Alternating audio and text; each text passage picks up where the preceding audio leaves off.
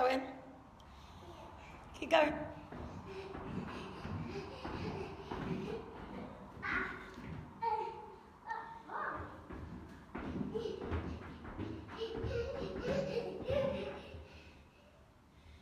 Go on, big jumps to me. Go on. Big jumps to me. Hold on, do it properly. Hold on and do it properly. Go on. Big jumps. Go on. Yeah, leave that. So anyway, social's been and gone. I haven't had a chance to pick up the report yet because they just fucking make me go booloo. So I was going to go out, but the wind is absolutely howling. So I'm going to try and find some space to go through this report. Unfortunately, I've washed my hair with Orlatum in the bath, so it's gone greasy as fuck.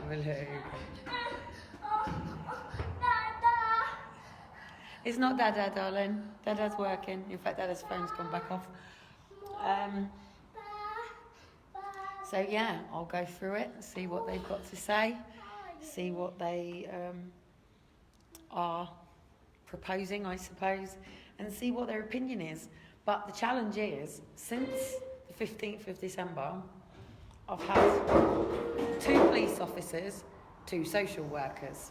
Then I've had another social worker, and then obviously the chair, and then I've had a different chair, and then I've had you people ringing the police.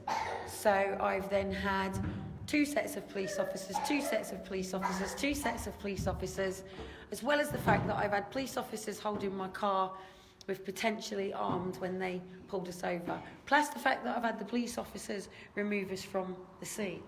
So I really don't think you people are understanding where my mental health lies, where my trauma lies, being the fact that Aaron and Faith were taken by 2 police officers and 2 social workers on the 13th of December, where I was put in a room with 2 police officers and 2 social workers, yeah, where I was told that I couldn't ring a solicitor, where I couldn't ring anybody that I knew, and if I made any noise or did anything, then I wouldn't even get to say bye to my children.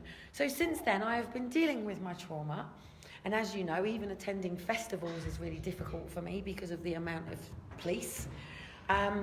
Yes, I have gone on the front line, but when I've gone on the front line, mate, I find the nicest police officer that I can find, usually somebody with a beard, and I talk to him about how I feel about being in that situation.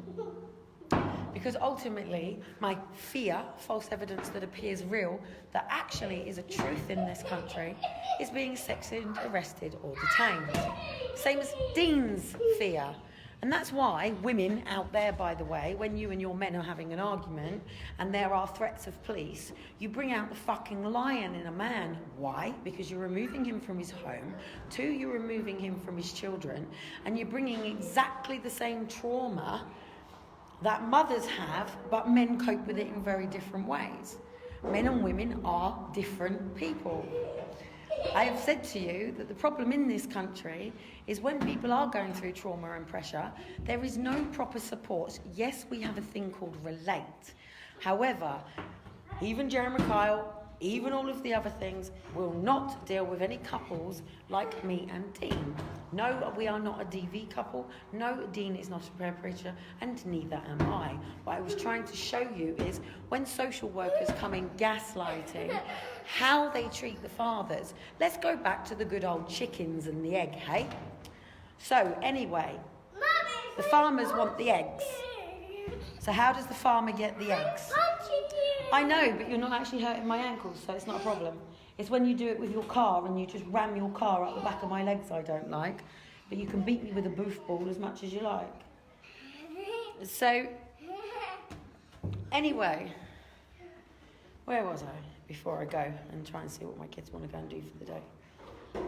Basically, the chicken or the egg is that in order for the farmer to get the eggs, yeah, and this is no different than horses and all of these other animals, is basically the male is the sperm donor, the woman is the carrier, so the chicken, and then the eggs are taken for what they are needed for. It is no different in social services.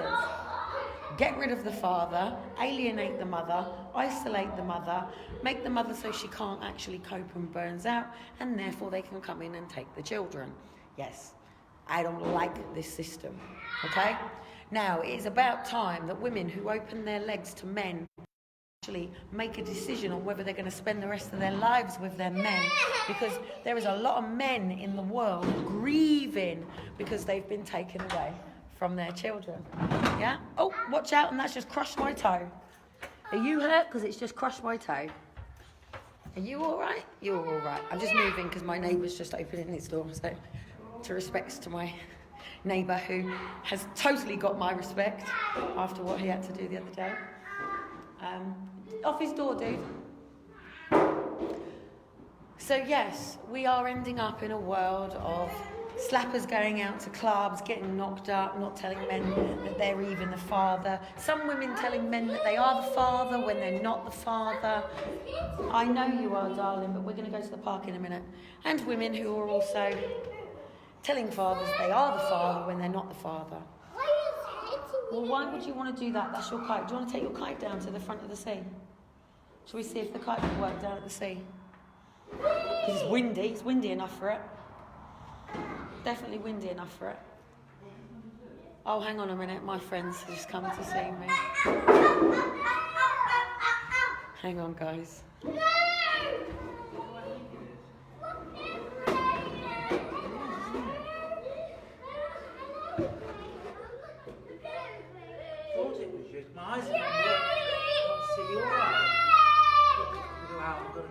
You've got to go out, have you? Come and see me when you can. Come and see you. Yeah, I can't there's much to tell you, but about the court case in Devon and everything, it's good news. Oh, good. Graham, you know you're on my floor. Yeah. Okay.